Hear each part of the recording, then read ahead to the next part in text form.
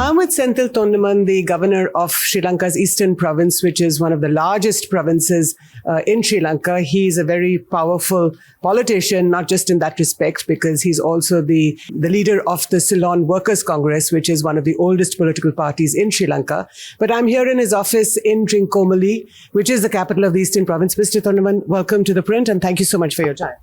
Thank you so much. And I also like to welcome you visiting to Trincomalee and the Eastern Province, because we always share a very strong relationship with India. And during our President's visit to India, and the Prime Minister of India have assured that they are going to do a joint development in the Eastern Province at Trincomalee. So now we have come to the bridge between India and Sri Lanka.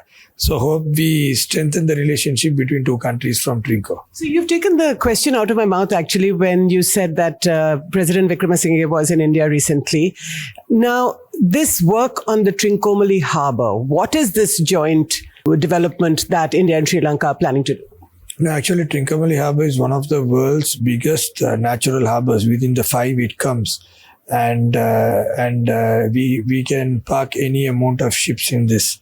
And during the World War II also, Trincomalee played a very major role in supporting the British troops. Mm-hmm. So Trincomalee harbour as an industrial hub can do a lot of support, because I think the vessels from India going from the west to east and east to west, they can't go in the center. No, they can't. They have to go around Trincomalee. So the transit point here, and also the industrial port where we can develop more industries in and around, all the towns which are developed now in the world, cities, have definitely a port and an airport. So we feel that this is a natural port, which was one of the main reasons to start Sri Lanka's trade activities in the olden days. Mm-hmm. So before the Colombo port started functioning.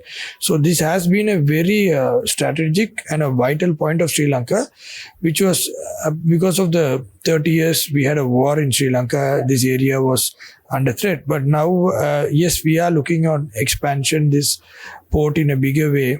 So as India is our closest neighbor, so if India's economy and industries can support Sri Lanka, definitely we are very confident that there's going to be a huge change in the Trincomalee. So you're comfortable with India coming to Trincomalee and also helping you and your government and your people develop the harbour, because you remember that there was a lot of apprehension some years ago exactly about this idea. No, actually, but different ideologies. Sri Lanka's economy is not going to come down because of India getting involved with the massive economy of India and its growth. Same way, India. You understand that? Yeah, I understand that. When India... The people of Sri Lanka understand that? Yeah, now most of them understand. Okay. So now with India supporting Sri Lanka, the Sri Lanka's economy, which is right now on the bottom rock, will start building step by step. Mm-hmm. So end of the day, every nation wants its economy to grow. So it's always good to grow with a growing nation.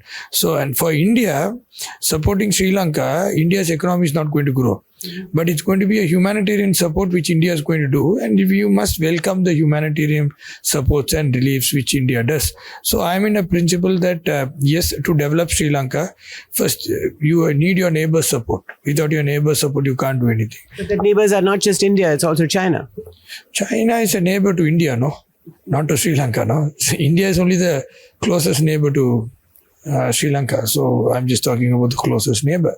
So that's how. So I feel that India's support must, right now the Prime Minister Honorable Narendra Modi, under his government, Honorable Jai Shankar and Honorable Nirmala Sitharaman, as well as the present High Commissioner here, Mr. Gopal, Excellency Gopal Bagle, and our High Commissioner in India, Mr. Milinda Murugara, are playing a very vital role in supporting Sri Lanka's economy. But you're saying something really interesting, because I think what you're talking about, that India being your closest neighbor and India and Sri Lanka working together, it's a huge change. It's a sea change, if I may, from 30, 25, even 20 or 15 years ago, when Sri Lankan politicians, the government was very, very apprehensive about India expanding its footprint here in Sri Lanka.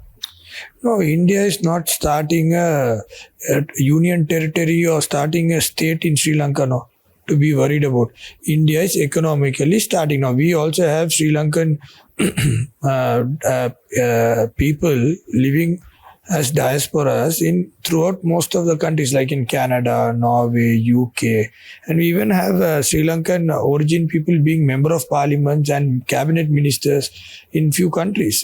For example, in Australia we have a member of parliament from Sri Lanka, and in Canada we have a cabinet minister who's now from Sri Lanka. So that doesn't mean that it's a threat to another country. But a lot of Sri Lankan politicians had believed that India was expanding its footprint and making it a union territory of sorts. That's a wrong assumption which is going around the people, which people with having a future knowledge and vision should explain this, having a proper knowledge about this. So India is only expanding on economic growth, which is requested by Sri Lanka. India is not volunteering, coming and saying, I want to do. The requests are made from counterparts of Sri Lanka. So when requests are made by certain counterparts in Sri Lanka, there are two types of people always in all country. One is the people who wants the country to grow. Another one is the people who wants to do politics by just criticizing. So people who just want to do politics and by criticism, they criticize India because India is a helping hand country to Sri Lanka at all times. So they don't want the government to sustain or the government to show economic growth. So instead of eating the government, they additionally also eat India, who is supporting any government comes. They are not fixed with one government. Any government comes, their policy towards Sri Lanka is to support it. So I really welcome that move. Right. So let me ask you about the 13th Amendment. Now, it's been more than 30 years that the talk has been going on about the implementation of the 13th Amendment, which was featured in the Indo-Sri Lanka Accord of 1987. Now, Prime Minister Modi, when President Wickremesinghe was in town, there was some public comment, not much. President Wickremesinghe has just in Parliament, just a few days ago, has said that he will try to evolve a consensus. But what kind of consensus does he want to evolve? The 13th Amendment, which was not fully implemented, I think from almost 1989. Yes. And when there has been some causes for not full implementation, there have been all sides of ruling governments being president from that time, from all political parties. In Sri Lanka being president, and none of the president could have implemented it because there were issues, at a time when we believe in a policy when 10 issues are requested and 5 are resolved. We believe in a policy, we go with the 5 and then again fight for the next 5. Okay. Only if the 10 is resolved, I'm coming for a compromise, then this is never going to end. So, like Honorable President Ranil Wickremesinghe, he has, I've seen in a couple of his speeches and his meetings, he has offered that he will give the land rights as the first option. Are you okay with that? You welcome that? And second, he said he will look on the, to formulate a way on the law and order, police powers. So, my issue here is, now you don't have the land powers. When somebody is offering the land powers, get the land powers. Then you have only 1 more mile to go ahead. You have 2 miles to complete your race. You are completing 1 mile, no? So, and you must make sure that this country is with a majority democratic country, and it has got a majority of a singular community, where the majority of the community is not agreeing to give both thing, not only for Tamils, even for singular community. It doesn't. They're giving for Singalas. They're giving land and police for Singalas. Only for north and east provinces, they're not giving. No. The entire 9 provinces doesn't have land and police power. It is not that they are not going to give only for the Tamil province. They are not giving for their own singular provinces. So then there is some administrative issue, so which the president is trying to resolve it by first giving the land, to give confidence to the Tamil community as well as the singular community that is doing things on mutual understanding. Things should be done with mutual understanding. No, that's democracy. Another thing is I believe in one concept. You are looking at a power sharing. I'm not saying that power sharing shouldn't happen. I'm saying yes, power sharing should be done. You are looking at a power sharing of 2 provinces. I'm looking at, you have MPs from these areas in the parliament, no? You have MPs in the ruling party also, no? Take the land ministry for the entire country. Why only the Tamil areas? Even the single area, you be the minister. But are they willing? Is the president willing to give the land ministry to a Tamil politician? Let me come on it. Okay. So there is law and order. Yeah. Take a law and order ministry. So it all depends on the political parties which negotiates with president. No? See, during 2015 to 2019, I think the major support given to the party to run the government was TNA. Without TNA support, after the 52 days where there was a change of power, the former government wouldn't have come back to power. But they came back to power with the support of TNA. TNA could have found a solution at that time, but even then they are not able to find a solution. Means there is some very big administrative block and issues. So to solve that, we must also help the president to help him to do the job. Now, this is not only with North. The problem is not only with North and East, with entire country. Is he offering a land ministry from the center to a Tamil politician? No, I'm just trying. That's your idea. Yeah, that's my idea. If Ceylon Workers Congress would have been in North and East, we would have asked, all right, till you devolve the devolution of powers is given, give me the land ministry. It would have been my option. So that not only North and East, the entire country we do the land part. Now you are from the upcountry. You're a Tamil politician from the upcountry Tamil. Your family has sort of led the upcountry Tamil population, the Ceylon Workers Congress. So what is this tension between the upcountry Tamils and the Jaffna Tamils? No, we have always been supportive to the Jaffna Tamils, but we have always never supported the war. We have always made sure that, we believe in peace and talks.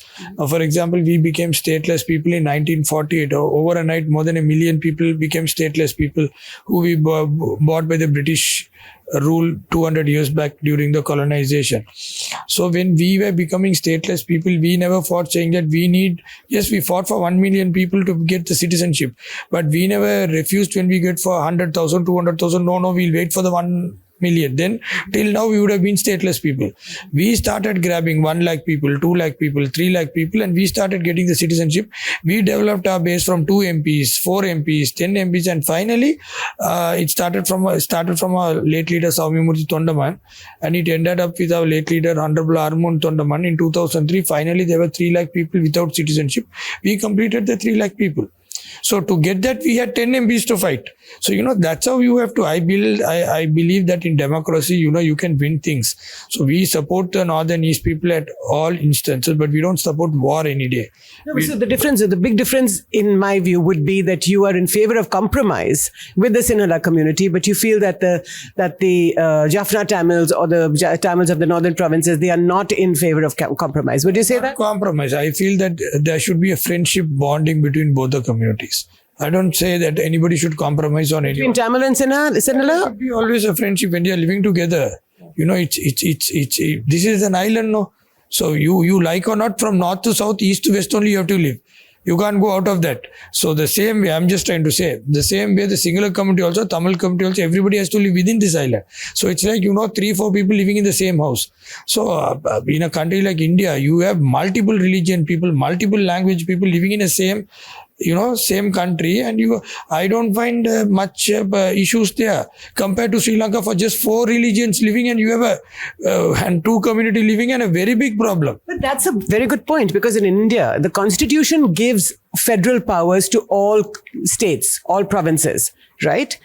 And real powers, whether it's land or police, except union territories. Here you do not give. Here the Sinhala majority is not given. No, the parliament has the same powers, no? The parliament has, you compare, our parliament is sometimes smaller than certain state bodies of India. So here the parliament itself has the power. It doesn't say only the president has the land and police powers where he doesn't give to anyone. The president has given the land ministry to many people, law and order ministry to many people who are being democratically elected by the public. Any country, majority of the public support forms the government, no? Yeah. So minority must have a friendship with the majority community. I believe in friendship rather than fight, Right. So tell me about this. There is a march that is taking place that commemorates the 200th anniversary of the landing of the upcountry Tamils. You are aware of that, of course. Are you participating in it? No, the issue is, the 200 years of March, I always welcome, people, because I, as a trade unionist, I always welcome, because I think it's an awareness program. But I feel there must be still more better awarenesses than this to reach the entire world. Marches, it happens in all countries. We must think something out of the box, which creates a big awareness. Now, what we planned was... So you're not participating in the march? No, I don't think so. It's quite required because, Ceylon Workers Congress has our own way of working things. Now, I feel that, we must let that independency and we must let the people to get the credit. So when we go join on all those things, the identity and the news and all flashes on us rather than the people who are doing those marches and things like that. We must let our community to give different types of awareness, whatever they like. It's a democratic nation. People must do. Ceylon, what the Ceylon Workers Congress we have planned out was, as we were brought down to Sri Lanka, the Britishers had taken a lot of people different parts of the world like Malaysia, Singapore, Mauritius and South Africa and so many parts. We were all part of those packages who came 200 years back. So now I thought, let me get down the people of Indian origin living overseas who are migrated who are not migrated, maybe transported 200 years back, and they are political representatives or they are scholars and things like that. Get down to Sri Lanka and let us form a diaspora where that will speak in different parliaments about upcountry Tamils.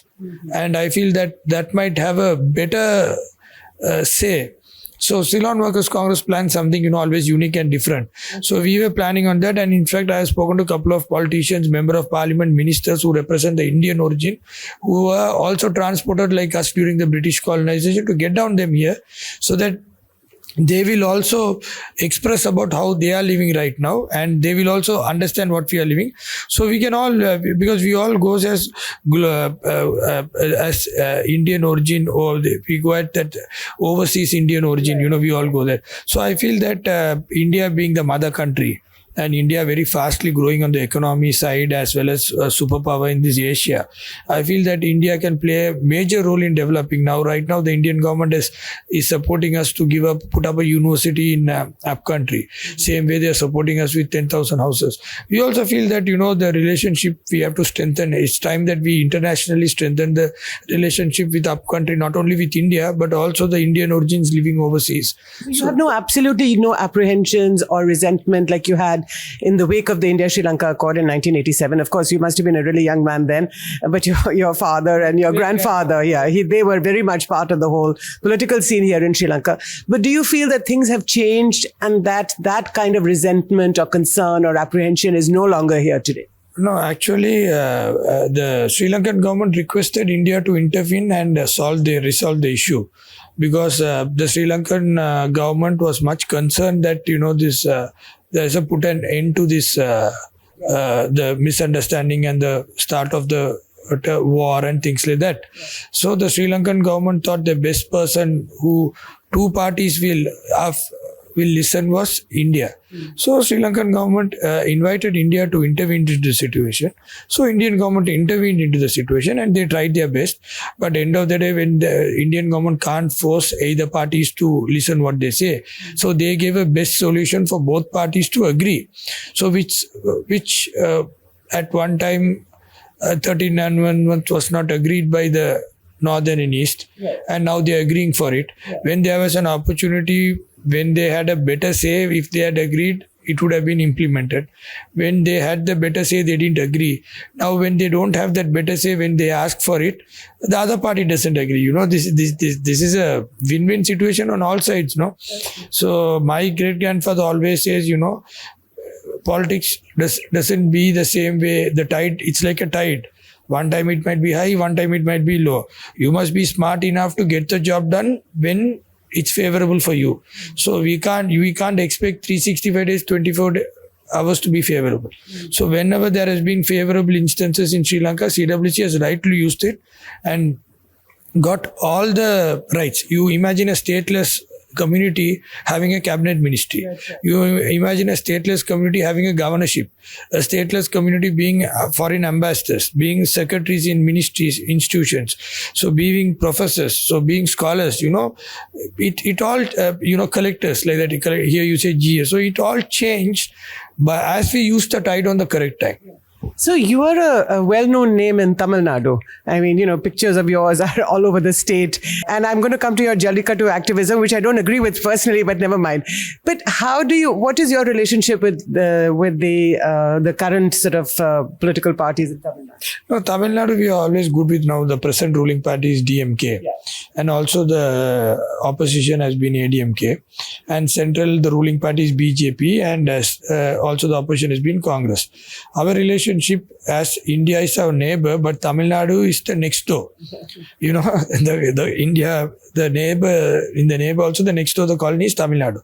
So we always have, we always have a good relationship with Tamil Nadu, because, You go there often? Yeah, we are from Indian origin, we have ancestors there, we have a family things there, we have our commitments there, and we have all our relations living there. So we prefer that you have a good relationship with Tamil Nadu, because during the war period, almost 1 lakh refugees fled to Tamil Nadu. And Tamil Nadu government was very generous enough to welcome all of us who had gone there. They have given them camps. The Indian government has supported them with other facilities required. Tamil Nadu government is also giving them a lot of facilities. Now the present Tamil Nadu Chief Minister, Honorable M.K. Stalin, has started putting up houses for them. So this all gives a very good relationship to bond with Tamil Nadu. So we have always been very good with our neighbors. I believe, like what I say, friendship does better things than, fighting, How is it that the BJP and the Tamil Nadu government, the DMK, BJP and DMK are at loggerheads because they're political parties that are antagonistic to each opposite sides. But you're friends with both? Yeah, I'm friends with both. The state subjects we discuss with the state government, the central subject we discuss with the central government. Like what I said, I believe in friendship, things can do more. So they have an internal issues which I don't want to comment on it. But on view of Sri Lanka, all the political parties which have ruled as well as the oppositions have always been supportive to us. And I saw a video of yours on social media where you're this jallikatu activism. But I mean, that's a bit cruel to the animal, isn't it? No, it's the other way around. Let's see like this. You have a parrot in a cage. It's like, he's been given a sentence of lifelong imprisonment where he has to live in the cage. Then you have a dog being tied at houses. In my house, my puppy is he free, he lives. Sometimes, I'll have to move my space and give him. So, every places I don't find like that. Like that, you find bulls being used for plowing. A bull might have a stomach pain, a bull might have a headache, a bull might have a fever.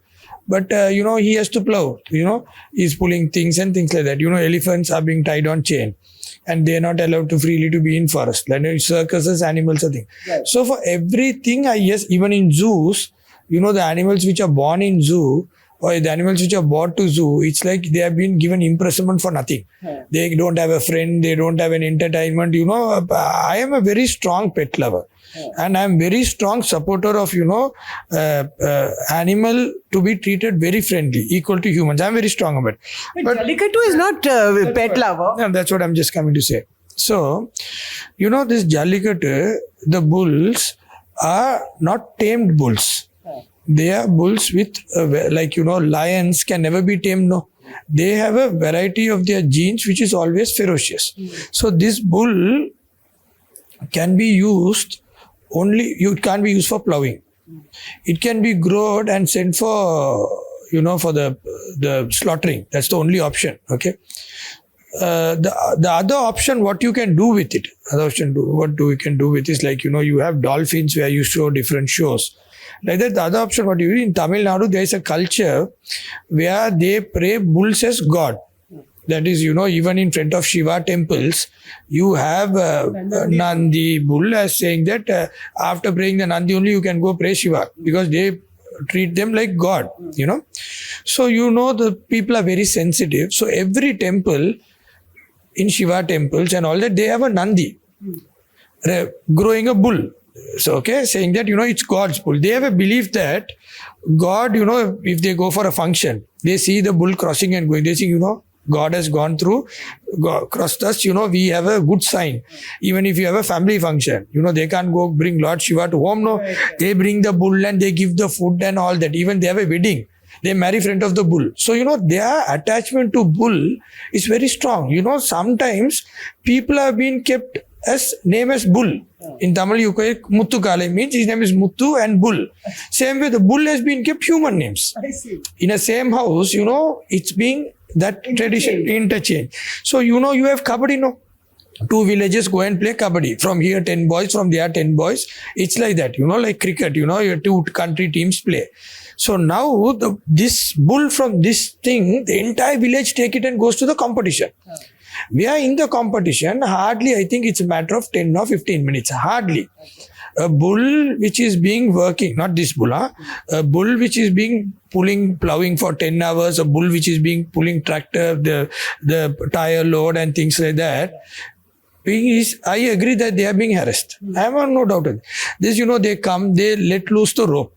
Then the bull comes out and the bull knows each and every person because they only feed it, they only look after it and all that.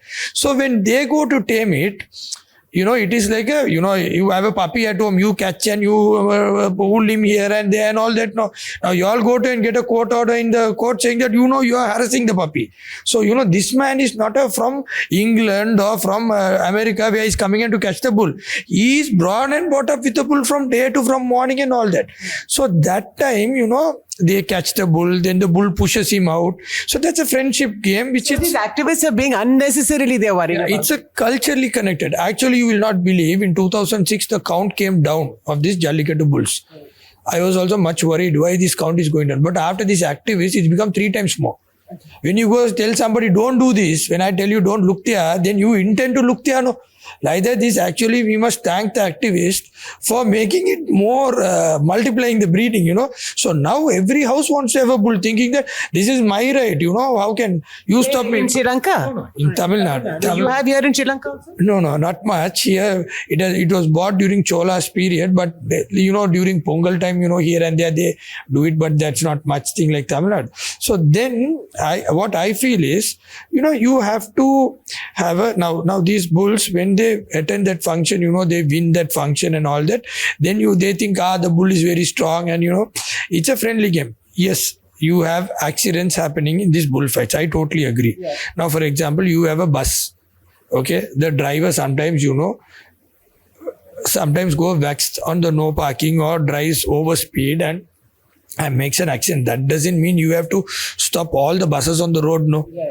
There have been, married people hitting their wives. That means you can't stop all marriages, no. I am saying wherever you feel that any bull is being harassed, arrest the man. So how did you get so involved in this jallikatu? Yeah, arrest the man, take action on the man, take the bull and give it to some orphanages where they take care of the bulls. That's very fair. You can't go because of one man doing a mistake. But how did you get so involved? So because we are involved in this, we belong to a deep south town in Tamil Nadu. My father belongs from Trincomalee and my mother belongs from Sivanga district. So, we still have those temples, cultures and things like that. I still have around 10-15 bulls in Tamil Nadu, which they participate on the bull events. And I'm very happy that, my bulls are always been friendly with the tamers. The tamers also know my bull. They know, it comes on the left side. So they stand on the right side. So this one again turns right side. These are things where, So do you also tame the bulls? No, I am not in taming, but I have a different types of breeds in these bulls. I have almost 15 breeds almost, of all the... You know about all this, the breeds? Yes. Because most of these bulls are grown by agriculture farmers. So they are not very strong enough to fight with the activists. Right. So, people like us must be very strong inside to brief the activists that, I will stand with the activists in taking action if somebody is harassing the bull. I am also for that. Yeah. I have no doubt about it. But people who are loving the bulls, people who are harassing, they also can't be given the same punishment. No. Okay, Mr. Thondaman, last question to you. Okay. There is a phrase in English which says bull in a china shop. Yeah. Right? Now, your office, your beautiful building is overlooking the China Bay. China is also expanding its footprint in Sri Lanka. What do you think about it? No, China economically expanding, I don't think it's going to be a problem until and unless it doesn't affect the sovereignty of Sri Lanka. Economically, I don't think any country expanding in Sri Lanka is an issue. But if they don't, leaving the economic, they do something which affects the sovereignty, then only I think it becomes an issue. So I hope that all the diplomatic missions understand what sovereignty is and they don't intervene into the sovereignty. That's what I feel. That same way I feel as of now that...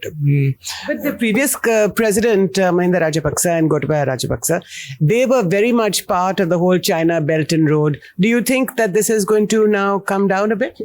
No, former President Mahinda Rajapaksa, I have closely worked with him. He has always said China is his friend and India is his brother. He has always mentioned that. But I think certain instances where they has created a huge misunderstanding. Like what? Sir, like, the harbor, they are down south, Port City, and, a lot of projects which are misunderstood, was not properly clarified by the Sri Lankan government to the media. Not when people, raise issues, immediately I don't think the Sri Lankan government has addressed it properly. I feel the addressing part from our side is not been up to the mark. So that has created sometimes even multiple wrong images about Sri Lanka. I feel that is the duty of Sri Lanka to make sure anybody to safeguard the sovereignty of Sri Lanka, as well as make sure that, wrong interpretations are again interpreted in a correct way. Because there was this research vessel or so-called Chinese research vessel, which was first your government said, President Vikramasinghe said it will not come. Then he said, yes, okay, it is allowed to come. So there was a lot of apprehension about that. No, actually, I am not supposed to comment on the defense matters. But President has clearly advised all the missions that anything affecting the sovereignty, he will not entertain. But anything for the development of Sri Lanka, yes, he will. On this issue, I think it will be better if the defense minister or defense secretary give a statement on this, because it's connected with defense. Mr. Thondaman, you have said much more than I was hoping, and on a wide range of subjects, from jallikatu activism to the India-Sri Lanka relationship, as well as domestic politics. I would like to thank you so much for your time and for speaking to ThePrint. Thank you so much. Thank you for the time you also spent with us, and also for the print media and their viewers. And I like to extend an invitation here for all your viewers to come down to Trincomalee. And it's a very beautiful place, this eastern province, where we have one of our Shakti Pidams from India. The Shakti Pidam is also here at the Koneshwaram temple, as well as, we have the best beaches. We have almost 8 varieties of beaches in a very short stretch. So I'd like to send an invitation through your media to invite your viewers to Sri Lanka, and especially Eastern Province, and enjoy the tourism facilities which are here. Thank you. Thank you so much. Thank you so much.